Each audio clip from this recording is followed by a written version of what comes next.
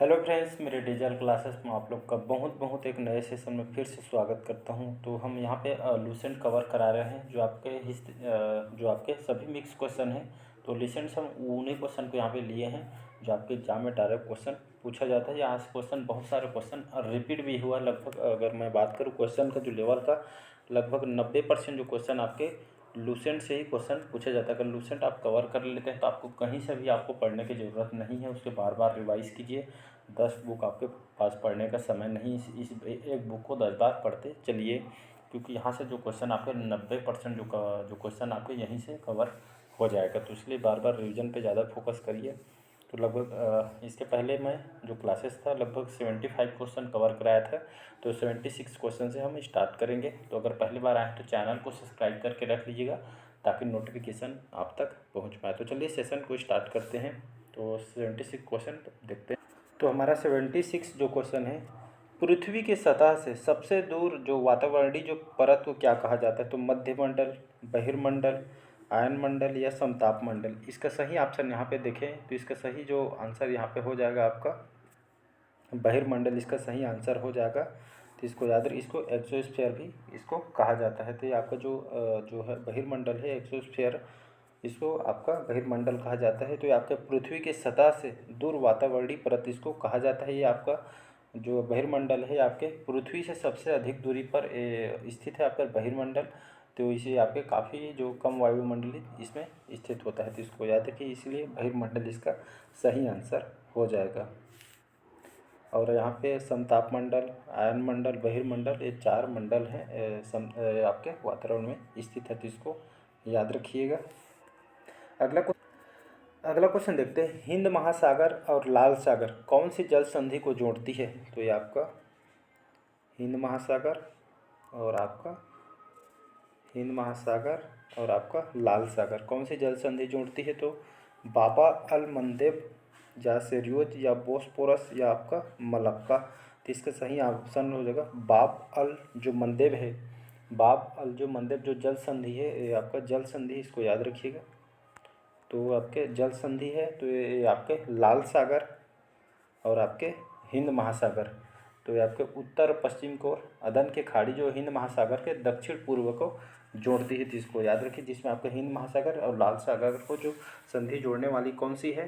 तो आपके बाब अल मंदेब जो संधि जल संधि है ये आपके जोड़ती है। तो इसको याद रखिए, इसका ए ऑप्शन करेक्ट आंसर हो जाएगा। अगला क्वेश्चन देखते हैं। अगला क्वेश्चन है, आप इसको वेरी वेरी इंपॉर्टेंट करके रख लीजिए, बहुत बार क्वेश्चन को रिपीट किया गया है। भारत में दास प्रथा कब इसको अवैध घोषित किया गया था? तो 1821 में, 1839 में, 1841 में या 1859 में। तो इसका जो सही ऑप्शन हम देखें तो इसका सही आंसर जो आपका हो जाएगा 1841 नहीं है, आपका 1843 है। ये आपका टाइपिंग मिस्टेक हुआ था, आपका ये 1843 है। तो भारत में जो दास प्रथा लागू थी इसको अवैध रूप से घोषित किया था 1843 में। इसको याद रखिएगा। जो अब्राहम लिंकन थे, अब्राहम लिंकन, ये जो अब्राहम लिंकन थे, इन्होंने दास प्रथा का उन्मूलन किया था। तो इसको याद रखिएगा। क्वेश्चन पूछा भी गया है क्वेश्चन को। अगला क्वेश्चन देखते हैं। अगला क्वेश्चन है, नेक्स्ट क्वेश्चन, बहावी आंदोलन जिसका मुख्य केंद्र कहाँ था? तो बहावी जो आंदोलन थे इसका जो मुख्य केंद्र कहाँ था? तो आपके पटना बिहार, इसको याद रखिएगा।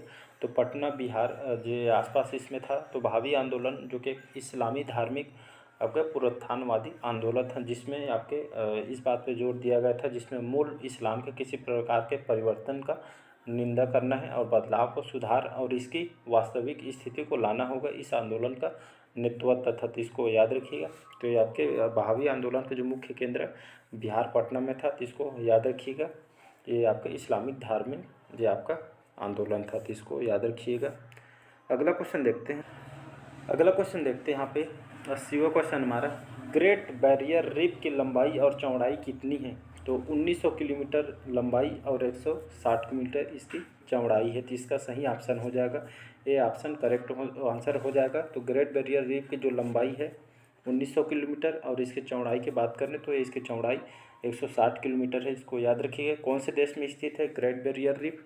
तो आपके ऑस्ट्रेलिया देश में स्थित है। ये आपके ऑस्ट्रेलिया जो ऑस्ट्रेलिया है इसके देश के आपके क्वासीलैंड जो जगह है यहाँ पे ये आपका ग्रेट बैरियर रीफ स्थित है। तो उसको याद रखिए। ये आपका विश्व की सबसे बड़ी मूंगे की दीवार कहा जाता है। ये पानी का बगीचा भी इसको कहा जाता है। तो इसको याद रखिएगा कहाँ पे स्थित है।